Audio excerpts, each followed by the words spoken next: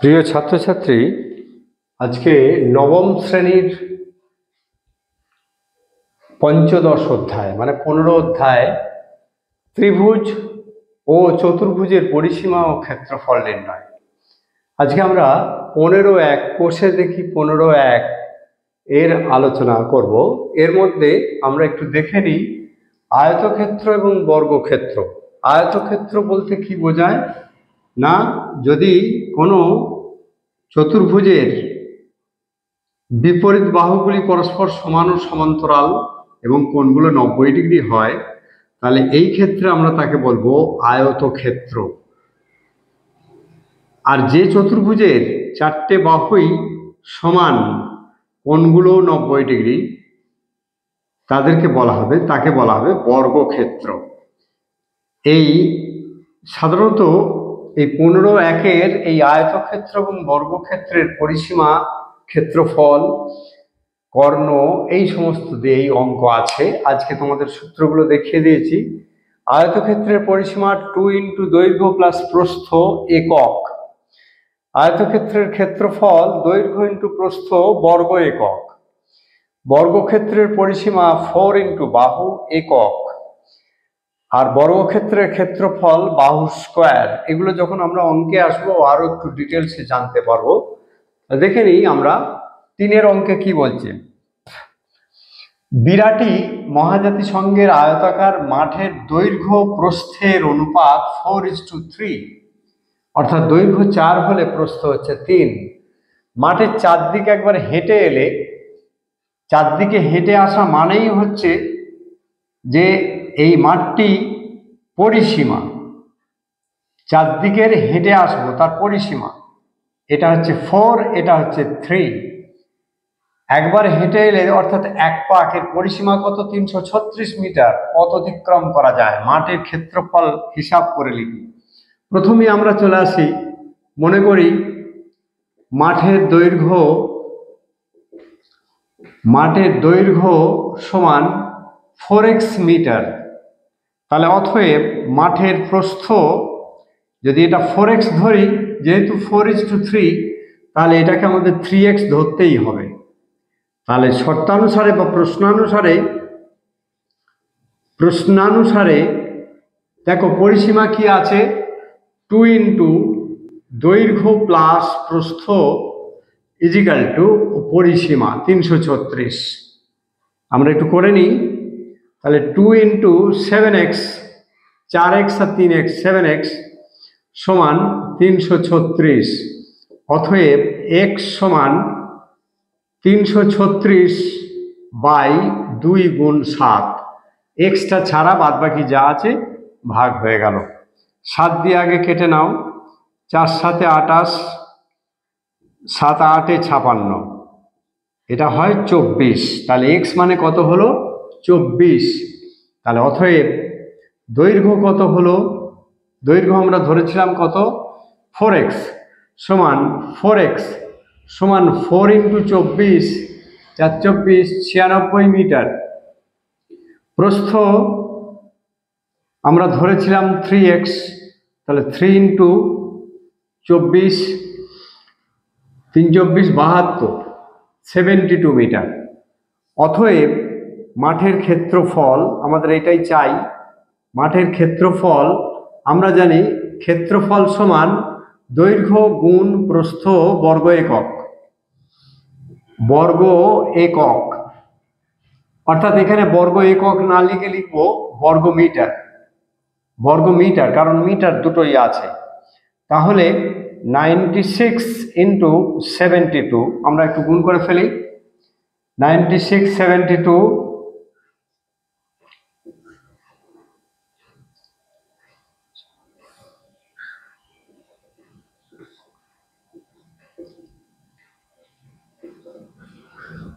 সমান 6912 বর্গ মিটার। একবার আমরা এটা দেখে নিই আর একবার।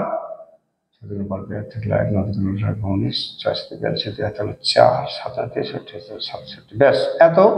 এইটাই হলো আমাদের উত্তর। আমরা পরের অঙ্কে চলে আসি।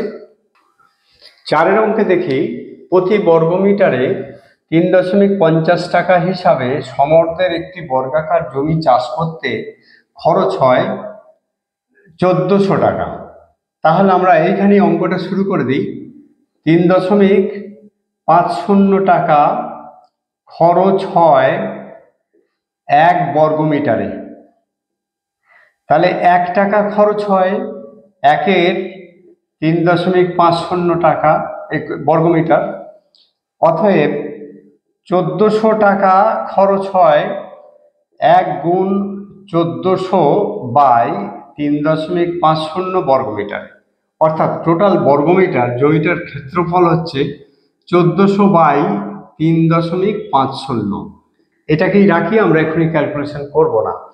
তাহলে যেহেতু বর্গাকার জমিটা কিরকম বর্গাকার, অর্থাৎ দৈর্ঘ্য এবং প্রস্থ সমান, তাহলে তার ক্ষেত্রফল যদি এই হয়, তাহলে মনে করি জমিটির মানে বর্গাকার জমিটির প্রতি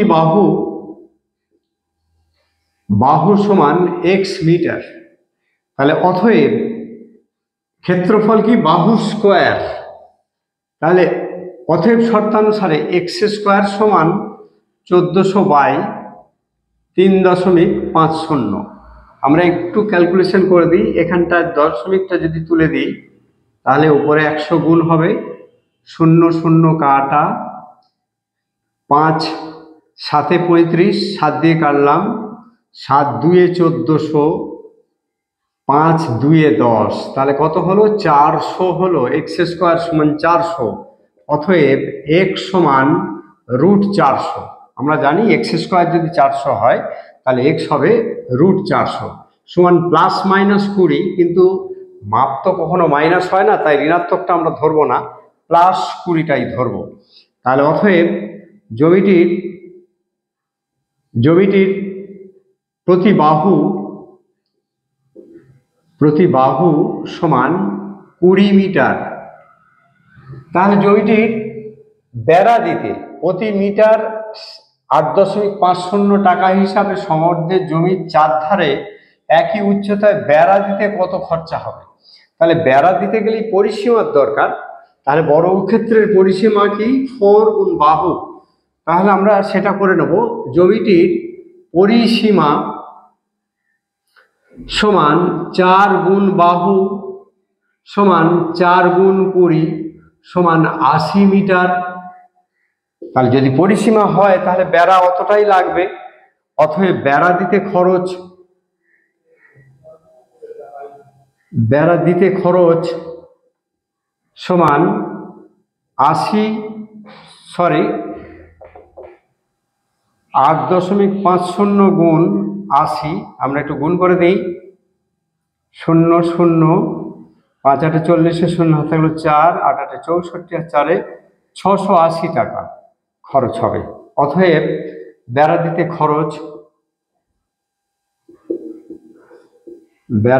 খরচ 680 টাকা। 680 টাকা, এটা হলো আমাদের উত্তর। আমরা পরের অঙ্কে চলে আসি। 5 অঙ্কে দেখো, সুয়াস্তের আয়তাকার জমির ক্ষেত্রফল, আয়তাকার মানে যার দৈর্ঘ্য আলাদা প্রস্থ আলাদা, 500 বর্গমিটার। জমিটির দৈর্ঘ্য 3 মিটার কমালে এবং প্রস্থ 2 মিটার বাড়ালে জমিটি বর্গাকার হয়, অর্থাৎ জমিটা চারদিকটা সমান হয়ে যায়। সুয়াসদের জমির দৈর্ঘ্য ও প্রস্থ হিসাব করে লিখি। তাহলে আমরা প্রথমেই জমিটির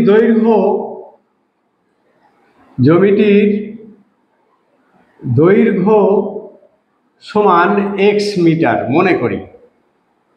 মনে করি জমিটির দৈর্ঘ্য সমান x মিটার। তাহলে অতএব প্রস্থ সমান কত?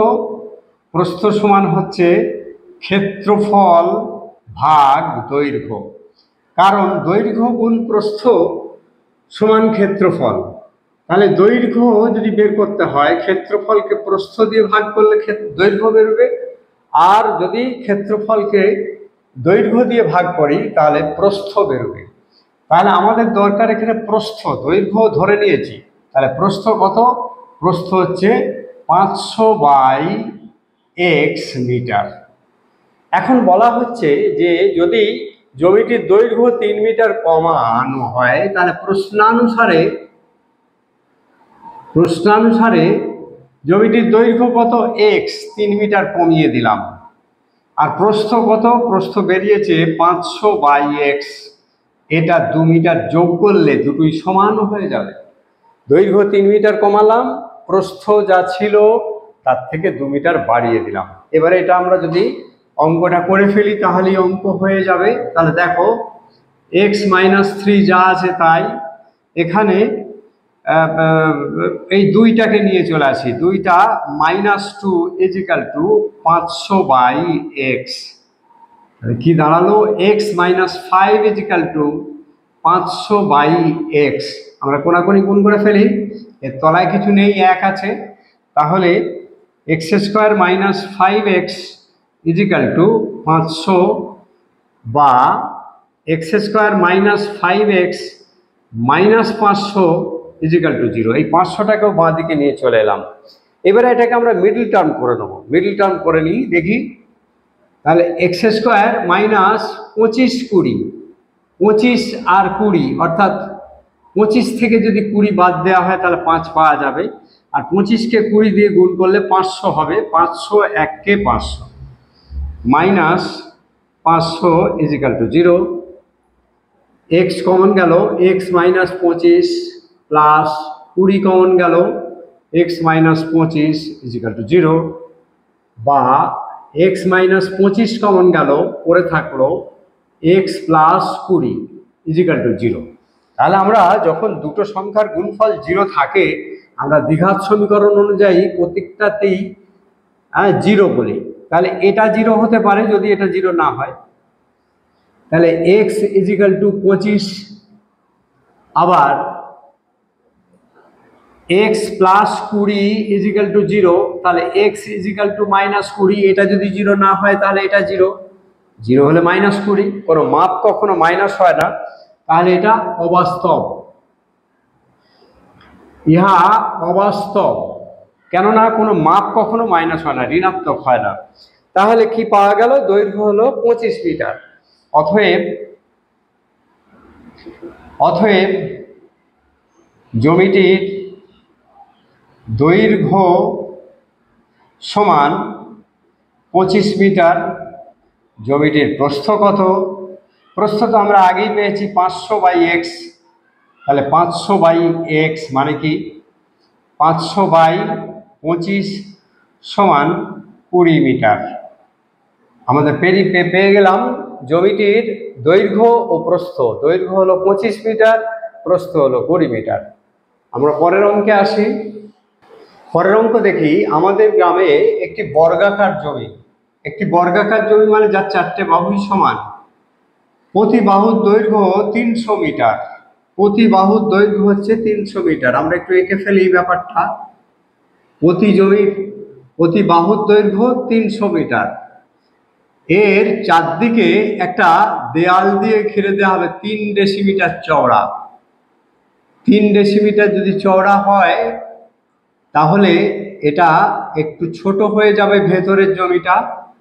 তাহলে আমরা একটু প্রথমে দেখে নেব জমিটির ক্ষেত্রফল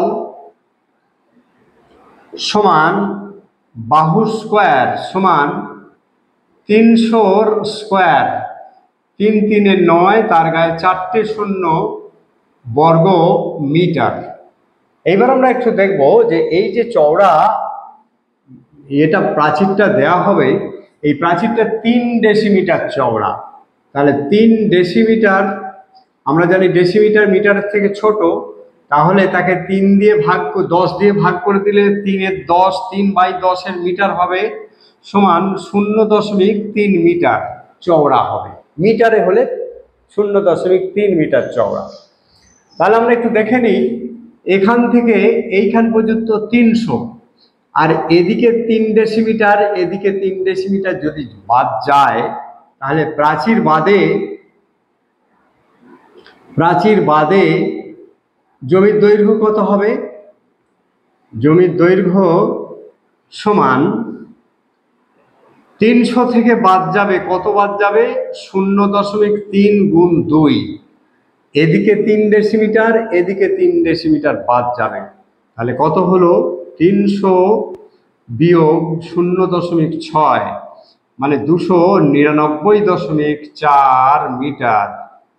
তাহলে প্রাচীর বাদে জমির ক্ষেত্রফল কত হবে? সমান 299.4 এত বর্গ মিটার। এত বর্গ মিটার হবে। এই গুণটা করলে হবে 89,640.36 বর্গ মিটার। তাহলে এটা হলো প্রাচীর সমেত জমিটির ক্ষেত্রফল, সমগ্র জমিটির ক্ষেত্রফল। তাহলে এটা প্রাচীর বাদে ক্ষেত্রফল। তাহলে আমরা যদি এই জায়গা থেকে এই জায়গা বাদ দিই তাহলে প্রাচীরের ক্ষেত্রফল পাবো।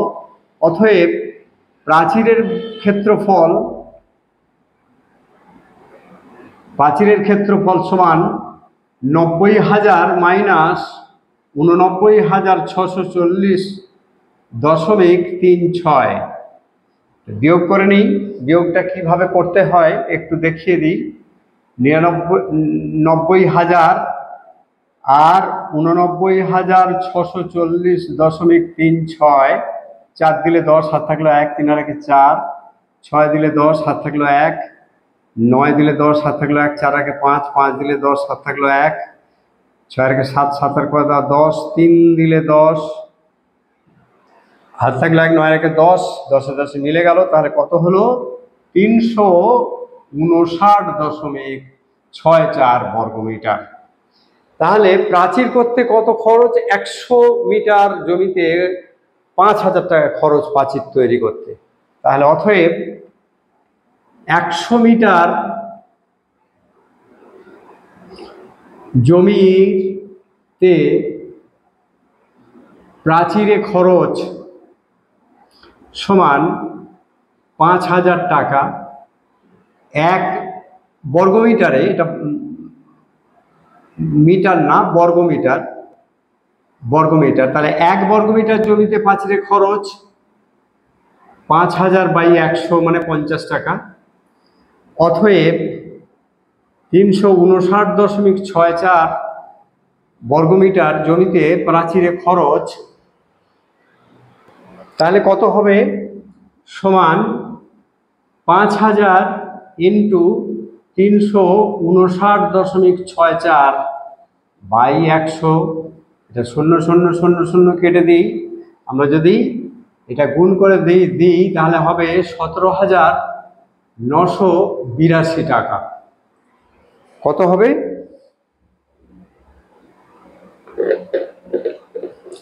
17,982 টাকা। অতএব মোট খরচ হবে 17,982 টাকা। এটা হলো আমাদের উত্তর। পরের অঙ্কে চলে এলাম। 7 রোহনদের একটি আয়তাকার জমি। আয়তাকার জমি মানেই যার দৈর্ঘ্য প্রস্থ আলাদা আলাদা, দৈর্ঘ্য বড়, প্রস্থ ছোট। এর চারদিকে দৈর্ঘ্য 14 মিটার, দৈর্ঘ্য হচ্ছে 14 মিটার আর প্রস্থ হলো 12 মিটার। বাগানটির ভেতরের চারদিকে সমান পরিসরের একটি চওড়া রাস্তা আছে। এই রাস্তাটা তৈরি করতে প্রতি বর্গমিটার 20 টাকা হিসাবে মোট 1380 টাকা খরচা হয়েছে। তাহলে রাস্তাটি কতটি চওড়া? আমরা প্রথমে রাস্তা সমেত, এটি হলো বাগান, আমরা প্রথমে রাস্তা সমেত বাগানের ক্ষেত্রফল বের করে নেব। রাস্তা সমেত বাগানের ক্ষেত্রফল আমরা জানি ক্ষেত্রফল দৈর্ঘ্য গুণ প্রস্থ। তাহলে দৈর্ঘ্য গুণ প্রস্থ, এটা একটু লিখে দিতে পারলে ভালো হয়। 14 গুণ 12, 4 12 48, 8 হাত থাকলো 4, 12 12 4 168 বর্গ মিটার। এবার আমরা দেখে নেব রাস্তা বাদে বাগানের দৈর্ঘ্য কত। বাগানের দৈর্ঘ্য 14 মিটার থেকে বাদ যাবে, ধরি ধরি রাস্তাটি x মিটার চওড়া। কত মিটার চওড়া? x মিটার চওড়া। তাহলে এদিকে x বাদ যাবে আর এদিকে x বাদ যাবে, তাহলে 2x বাদ যাবে। 14 মাইনাস 2x মিটার। তাহলে রাস্তা বাদে বাগানের প্রস্থ কত? 12 মাইনাস 2x। প্রস্থতেও এদিকে প্রস্থতে x মিটার বাদ যাবে, এদিকে x মিটার বাদ যাবে, তাহলে 12 মাইনাস 2x মিটার। তাহলে রাস্তা বাদে বাগানের ক্ষেত্রফল কত? ক্ষেত্রফল সমান 14 বিয়োগ 2x ইন্টু 12 বিয়োগ 2x এত বর্গমিটার। তাহলে শর্তানুসারে কি আমরা একটু দেখে নিই। 20 টাকা হিসাবে এত খরচ পড়েছে, তাহলে ওই রাস্তাটা কতটা ক্ষেত্রফল সেটা আমরা বের করে নেব। রাস্তা 20 টাকা খরচ হয় 1 বর্গমিটারে। তাহলে 1 টাকা খরচ হয় 1 এর 20। 1380 টাকা খরচ হয় 1 গুণ 1380 বাই 20। আমরা একটু দেখে নেব, 2 দিয়ে কাটবে, 6 দুগুণে 12, 9 দুগুণে 18, তাহলে 69 বর্গমিটার। তাহলে শর্তানুসারে এটা হচ্ছে রাস্তা বাদে আর এটা রাস্তা সমেত, এইটা থেকে যদি আমরা এটা বাদ দিই তাহলে 69 অর্থাৎ 69 বর্গমিটার হবে। তাহলে শর্তানুসারে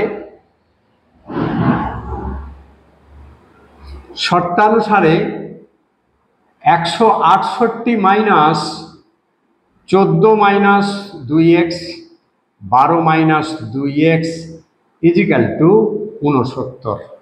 ঠিক আছে, আমরা প্রথমেই 168 বিয়োগ 69, এই 69টাকে এদিকে নিয়ে চলে আসবো, আর 14 বিয়োগ 2x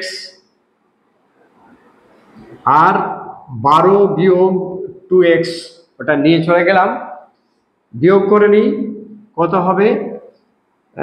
9 আর 5 দিলে 18, 9 দিলে 18, তাহলে 6 7, 7 আর 5 দিলে 16, 9 দিলে 16।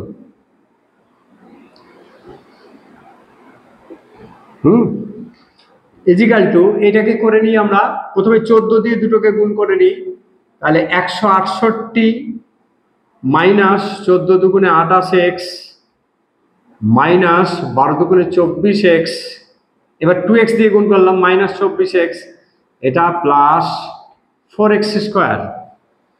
দেখো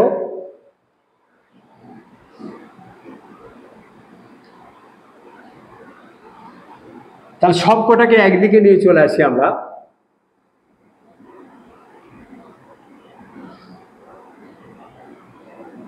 তাহলে 99 মাইনাস 168 মাইনাস এটা দুটোই রয়েছে, আরেকবার করে নিই আমরা। 8 4 12, 2 হাত থাকলো 1, 2 2 4 রেখে 5, 52x প্লাস 4x স্কোয়ার। আমরা এই 99টাকেই ওই দিকে নিয়ে চলে যাই, তাহলে 0 ইজিক্যাল টু 4x স্কোয়ার, এটা সাজিয়ে নিচ্ছি, মাইনাস 52x প্লাস 168 বিয়োগ 99, এই 99টা ওইদিকে চলে গেল। তাহলে কি দাঁড়ালো একটু দেখে নিই, তাহলে 4x square minus 52x plus 9 আর 9 দিলে 18, হাত থাকলো 1, 9 আর 10, 10 আর কত 69 ইজিক্যাল টু 0। এটাকে ঘুরিয়ে নিলাম।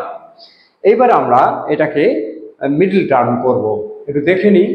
এটাকে আমরা মিডল টার্ম করে নেবো, দেখে নিই। 69 ইন্টু 4, এটাকে ভাঙবো, প্রথমে 2 দিই, 69 ইন্টু 2, আবার 2 দিই, 69, 3 দিই, 3 23 69। তাহলে দেখো 23 এবং 2, 23 আর 2 কত হয় 46, আর 3 দুগুণে 6, 46 আর 6 52। আমরা চলে আসি, অঙ্কটা করে ফেলি। 4x square minus 46x minus 6x plus 69 is equal to 0, और 2x कॉमन निलाम, 2x माइनस 23 माइनस 3 कमन नब 2x माइनस 23 3 23 69 इजिकल टू 0 और 2x माइनस 23 পড়ে থাকলো 2x माइनस 3 इजिकल टू 0। আমরা একটু দেখে নিই। এরপর আমরা চলে আসি তাহলে অতএব 2x এই দুটোই আমরা আগের একটা অঙ্ক করলাম যে দুটো রাশির গুণফল যদি 0 হয় তাহলে তারা প্রত্যেকে 0 হতে পারে। আমরা এই রাফটাকে একটুখানি মিটিয়ে দিই। এর পরের অংশটা আমরা এইখানে করছি। তাহলে 2x মাইনাস 23 ইজিক্যাল টু 0 অতএব তাহলে 2x ইজিক্যাল টু 23 তাহলে x ইজিক্যাল টু 23/2 সমান 11 পূর্ণ 1/2 11.5 11.5 কখনো হতে পারে না, রাস্তা কখনো 11 হতে পারে না, কারণ এটা তো দৈর্ঘ্য প্রস্থ 14 এবং 12 আছে, ইহা অসম্ভব। আবার 2x minus 3 equal to 0 2x equal to 3 অতএব x সমান 3/2 মানে 1.5 এটা 11.5ও লেখা যেতে পারে, এত মিটার হলো। তাহলে 1.5 অতএব রাস্তাটি 1.5 মিটার চওড়া। এটা হলো আমাদের উত্তর, রাস্তাটি 1.5 মিটার চওড়া। আমরা পরের অঙ্কে চলে আসি। একটু দেখে নিই 1200 বর্গ সেন্টিমিটার ক্ষেত্রফল বিশিষ্ট একটু আয়তক্ষেত্রাকার জমির দৈর্ঘ্য 20, এর দৈর্ঘ্য হচ্ছে 20 সেন্টিমিটার এবং গোটাটার ক্ষেত্রফল হচ্ছে 1200। তাহলে অতএব জমিটির প্রস্থ সমান ক্ষেত্রফল ভাগ দৈর্ঘ্য, এটা ধরে নেব আমরা 20 সেমিটার দৈর্ঘ্য বলে দিয়েছে। তাহলে ক্ষেত্রফল হলো 1200 বাই 20, তাহলে কত হলো 60 সেন্টিমিটার তার জমিটির প্রস্থ, এটা আমাদের ধরে নিতে হবে। সরি, জমিটির প্রস্থ দেওয়া আছে, দৈর্ঘ্য দেওয়া আছে 40 মিটার। তাহলে আমরা এটা 40 বাদ করব, 40 ভাগ করব। 40 ভাগ করলে কি হয়, 0 0 কাটলো, তাহলে 4 30 4 3 12 30 সেন্টিমিটার হয়। তাহলে দৈর্ঘ্য 40 সেন্টিমিটার, প্রস্থ 30 সেন্টিমিটার। তাহলে এইটা যদি হয় দৈর্ঘ্য 40 সেন্টিমিটার আর প্রস্থ হলো 30 সেন্টিমিটার, তা যদি হয় তাহলে এই কর্ণের দৈর্ঘ্য কত হবে? আমরা দুভাবে করতে পারি। এটা একটা সমকোণী ত্রিভুজ। সমকোণী ত্রিভুজের আমরা জানি লম্ব স্কয়ার প্লাস ভূমি স্কয়ার ইজিক্যাল টু অতিভুজ স্কয়ার। তাহলে আমরা এখানে যদি নাম দিয়ে দিই এ বি সি ডি, তাহলে আমরা লিখে দেবো এসি স্কয়ার অর্থাৎ অতিভুজ স্কয়ার সমান লম্ব square AB square plus BC square. এই সূত্র পিথাগোরাসের উপপাদ্য অনুযায়ী এই সূত্র আমরা জানি যে অতিভুজ স্কয়ার সমান লম্ব স্কয়ার প্লাস ভূমি স্কয়ার। এই সূত্রটা আমরা পরিমিতি থেকেই জানি। তাহলে আমরা এটাকে বসিয়ে নিই। এর প্রস্থ কত 30, তাহলে 30-এর হোল স্কয়ার প্লাস এটা কত 40, দৈর্ঘ্য বিসি 40-এর হোল স্কয়ার, 30 30 900 আর 40 40 1600, 16 আর 9 2500। এটা কি বেরলো? এসির উপর বর্গ। এসির উপর যদি বর্গ আমাদের চেয়েছে তার কর্ণের উপর অঙ্কিত বর্গক্ষেত্রের ক্ষেত্রফল। আমরা জানি বর্গক্ষেত্রের ক্ষেত্রফল বাহু স্কয়ার, অর্থাৎ কর্ণ স্কয়ার করলেই আমরা যেটা পাবো সেটাই হচ্ছে এই বর্গক্ষেত্রটি। এই যে আমি কাল্পনিকভাবে এঁকেছি, এটা হলো এই বর্গক্ষেত্র, এসির উপরে অঙ্কিত বর্গক্ষেত্র। তার ক্ষেত্রফল এসির যা মাপ এটাও তাই মাপ হবে।